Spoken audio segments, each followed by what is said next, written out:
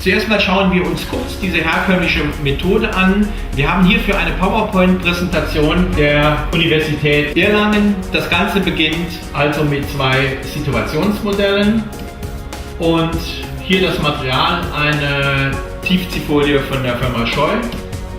Hier sehen wir dieses Situationsmodell, wo die horizontale und die Zahnachsen mit einem Stift angezeichnet wurden. Und hier sehen wir jetzt das Urmodell mit einer weichbleibenden Schiene, die dafür dient, um die späteren einzelnen Zähne nochmal erneut zu fixieren. Das Zahnmodell wird jetzt so weit abgetrimmt, dass wir ungefähr 2 bis 3 mm am Gingivalrand noch Material stehen haben. Dann wird das komplette Material zersägt, also interdental, bis nur noch Einzelzähne übrig sind.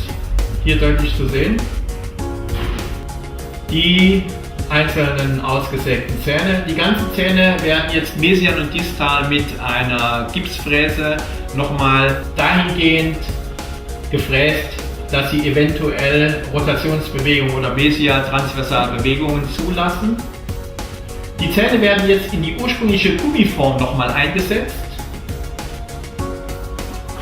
Der Zwischenraum zwischen den Zähnen, damit ich die Möglichkeit, die Zähne zu bewegen, wird mit Wachs ausgegossen. Nachdem das Wachs ausgehärtet ist, kann ich dieses Wachsmodell quasi in einen Gipssockel bringen. Kann bei Bedarf das Ganze in einen Artikulator stellen. Die Zähne können dann korrigiert werden nach Wunsch und die Schiene kann gezogen werden. Jetzt kommen wir zu der Methode, um eine Miniplast bzw. Invisalign-Schiene digital herzustellen. Das heißt, die Zähne im Computer am virtuellen Modell in entsprechende Positionen zu bewegen, dann Modelle aus den verschiedenen Positionen, das heißt, auf diesem virtuellen Modell werden die Zähne in ungefähr Abständen 0,5 bis 1 mm verändert.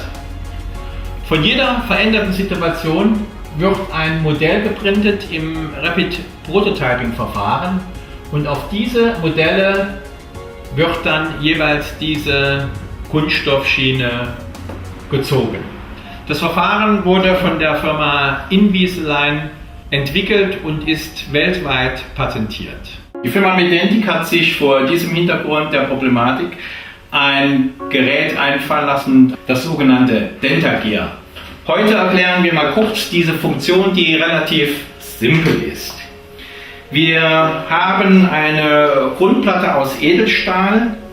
Interessant hierbei ist diese transversale Dehnschraube, das heißt, wir können mit unseren Schienen, die wir herstellen, transversale und sagittale Dehnungen vornehmen. Hier können wir mit nur Lösen von einer Schraube später den kompletten Zahn in alle Richtungen, horizontal, transversal, sagittal, mesial bewegen. Hier haben wir eine Schutzkappe, die verhindert, dass wir später beim Tiefziehen bzw. wenn wir mit Gips arbeiten, diese Mechanik beschädigen oder verschmutzen. Dieser Kunststoffüberzug besteht aus einem hochflexiblen, transparenten Material. Es hat den Vorteil, dass wenn wir eine transversale Dehnung vornehmen, das ganze Material sich mitentwickelt. Wir haben hier einen transparenten Abformlöffel, deutlicher kann man das noch hier sehen. Eine Entwicklung der Firma Medentic inklusive einer hochtransparenten Abformmasse, die wir benötigen, um die Stifte später in die passende Position zu setzen. Nach der Abformmasse sieht denn diese ganze Geschichte so aus. Wir sehen ganz deutlich hier die Zähne und die transparente Masse. Sinn und Zweck dieser Geschichte ist, dass später in jedem zu bewegenden Zahn bzw. Zahnblock ein Stift enthalten sein muss, weil wir da eine ganz bestimmte Bewegung vornehmen. Und können hier so wegen der Transparenz der Masse relativ deutlich die Stifte erkennen, wie sie genau zentral sich in dem Zahn befinden. Den einen müssen wir noch etwas ändern. Wir lösen eine Schraube und können den jetzt relativ einfach verschieben, Schraube wieder fest. Im zweiten Arbeitsgang füllen wir das Ganze jetzt mit Gips und haben dann diesen riesen Vorteil, dass wir sofort den Abdruck mit dem Gips auf das Dentagear setzen können. Damit wir später keine Verbindung von dem Gips direkt zu dem Metall haben, stecken wir auf unsere Anker ganz kleine Kunststoffhülsen, die nachher im Gips stecken bleiben, sodass wir das Modell auch abziehen können von dem Gerät. Wir haben jetzt hier weißen Supernachtgips.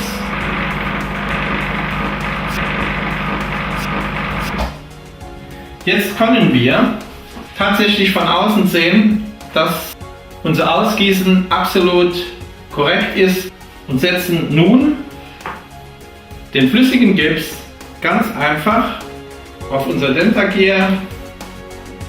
Die Stifte, wie man von unten sehen kann, sind im Gips. Das Ganze kann jetzt austrocknen. So, zwischenzeitlich dürfte unser Gips abgehärtet sein. Wir heben nun die Abformschale ab und haben nun den kompletten Zahnkranz fertig auf dem Dentagear. Der nächste Schritt wäre nun, dass wir die zu bewegenden Zähne interdental freischneiden, um sie in die richtige Position zu setzen.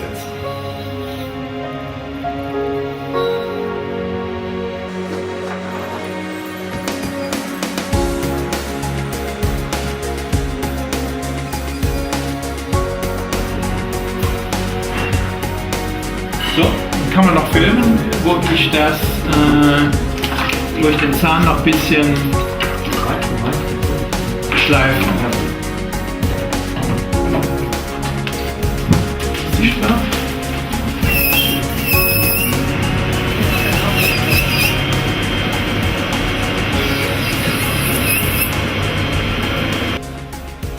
Wir haben also die Zähne entsprechend vom Modell getrennt und können jetzt durch Lösen der Schrauben den Zahn in alle Richtungen, wie auch immer, bewegen. Also, wir stellen uns natürlich die Frage, wie können wir sehen, wohin wir wann welchen Zahn bewegen. Dafür haben wir uns was einfallen lassen, die Medentic KFO App. Hier habe ich die Möglichkeit, mit nur einem Foto das Modell aufzunehmen. Wir sichern das Foto. Wir sehen jetzt ganz deutlich die Orientierungspunkte für die Oberkiefermodellvermessung. Das heißt, wir schieben jetzt den Orientierungspfeil zur Vermessung der Summe der Incisivi. Den Zahnbogen schieben wir labial zu den Einsern. Dann schieben wir den Viererpunkt okklusal in die Mittelfissur. Die Orientierungspfeile befinden sich jetzt an den entsprechenden Positionen. Wir aktivieren und können relativ genau sehen, wie nach der Vermessung die Ist- und Sollwerte an den jeweiligen Anhaltspunkten zustande kamen, beziehungsweise wo, in welche Richtung wir welche Zähne bewegen müssen. Der Zweier wird leicht mesial nach innen gedreht und wieder mit der Schraube fixiert. Der Dreier wird leicht rotiert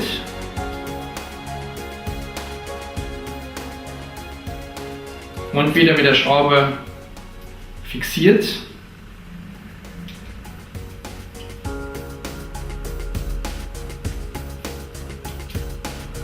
Zahn steht nun optimal im Zahnbogen. Nun kann die Schiene ins Tiefziehgerät. Beim Einbetten in dem Tiefziehgerät ist besonders darauf zu achten, dass der Kunststoff, die Kunststoffanteile komplett mit dem Granulat überdeckt sind.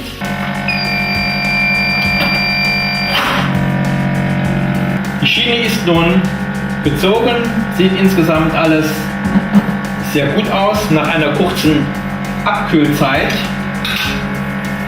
können wir das komplette Dentagear inklusive Schiene entnehmen.